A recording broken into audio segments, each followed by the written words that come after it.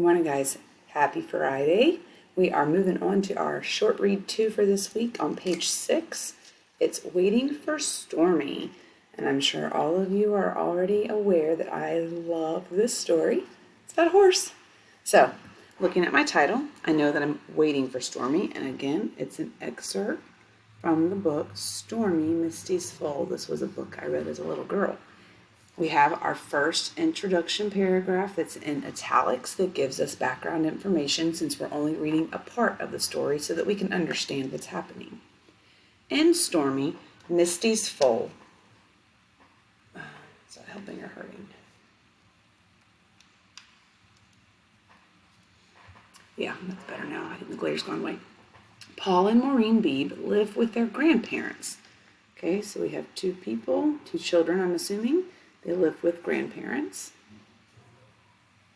on the island of Chincoteague.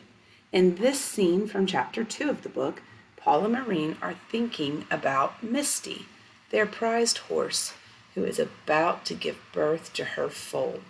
Chincoteague and Assateague are islands off Virginia and Maryland. They are known for their wild horses. This makes me happy. I have never been to see them, but I really want to go see the wild horses. We can also see them sometimes on the up the coast of North Carolina. I don't know if you knew that or not. All right, so here we are. Kiddos are waiting for her to have her baby.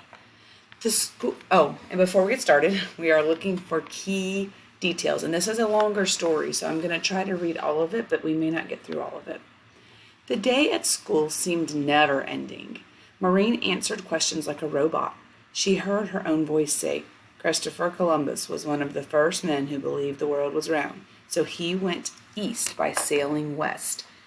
We don't have any main key details here, but I wonder why her day seemed never ending. I remember as a little girl when my horse was about to have her baby, those last days waiting, they seem never ending. It's that awaiting the good news and the baby to be born, right? Anytime we have something exciting coming up, it's like our days drag on because we're so excited to go do something. Very good, Maureen. You may sit down. But Maureen remained standing, staring fixedly at the map over the blackboard. Her mind suddenly went racing across the world and backward in time to a tall-masted ship. Not the one that Columbus sailed, but the one that brought the ponies to Assateague. And she saw a great wind come up, and she watched it slap the ship onto a reef and crack it open like the shell of an egg. And what do we know happens to a ship if it cracks open like the shell of an egg? That's it. It's going to sink. She saw the ponies spewed into the sea, and she heard them thrashing and screaming in all the wreckage. And one looked just like Misty. So, guys, there's not necessarily one key detail here that we would want to focus on. But if we were to summarize this paragraph into a key detail, what is happening here? So when I'm looking at this paragraph, I know that her mind, and this could be, I guess, part of our key detail.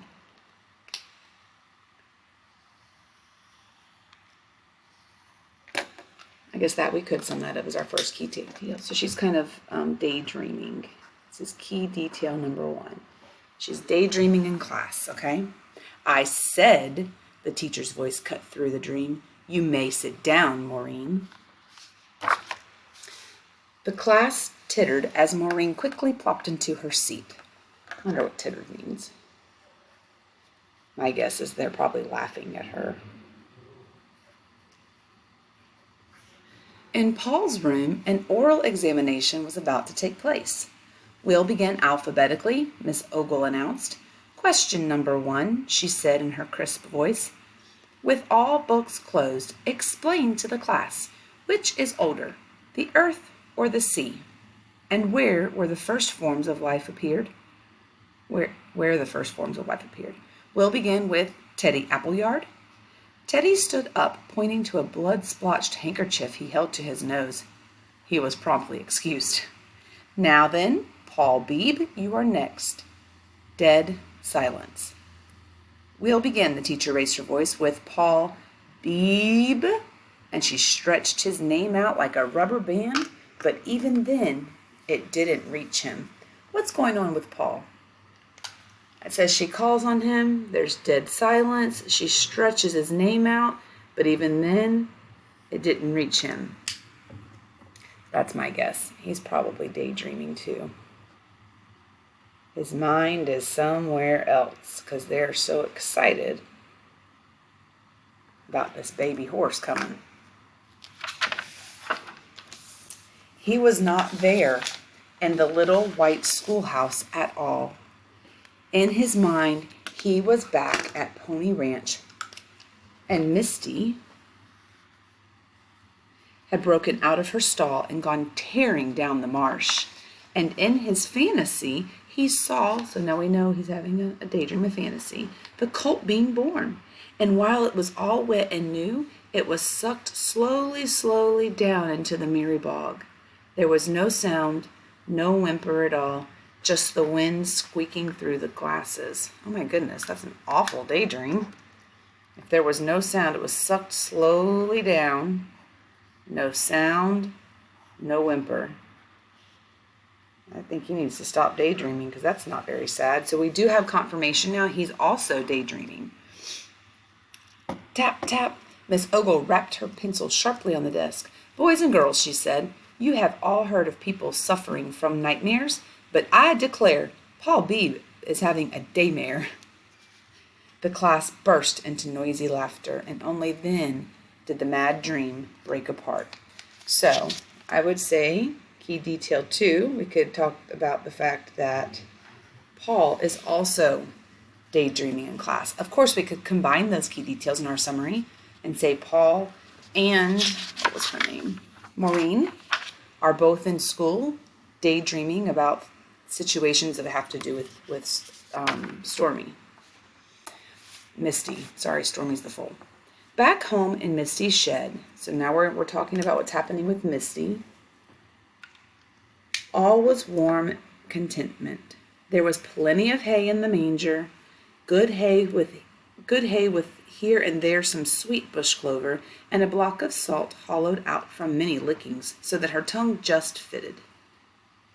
She worked at it now in slow delight, her tongue strokes stopping occasionally as she turned to watch a little brown hen rounding out a nest in the corner of the stall. Fearlessly, the hen let Misty walk around her as if she liked company, and every now and again she made soft clucking sounds. Okay, so here we know that, I'm going to put a key detail number 3, but we're going to actually just do a summary of that paragraph. Misty is happy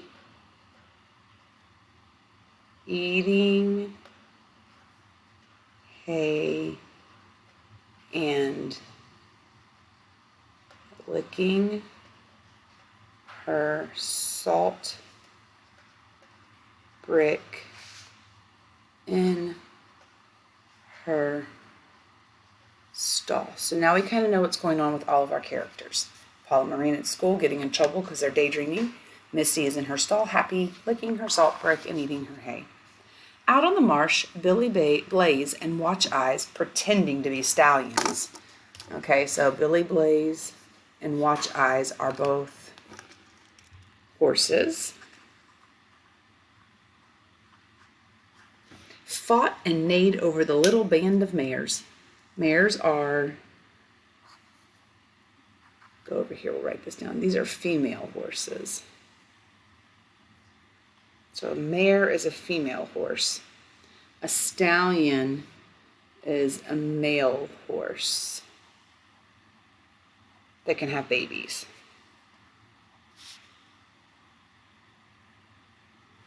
And they're pretending to be stallions, so they're probably,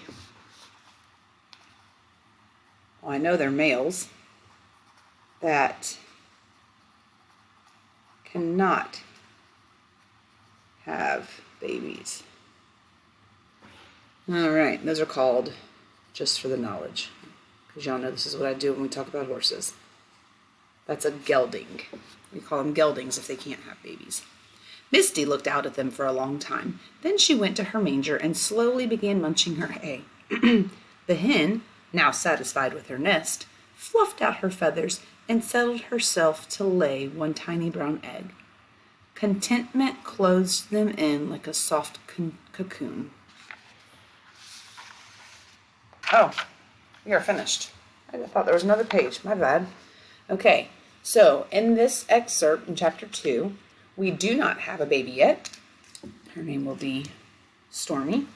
But we have the setting that's taking place as we wait for Stormy to be born.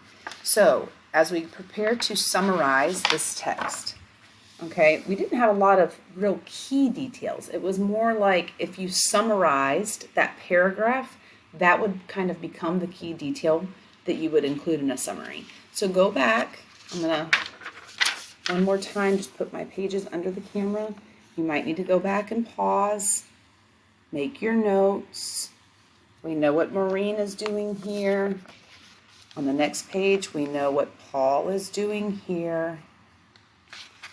Then we have the description of Paul's daydream here.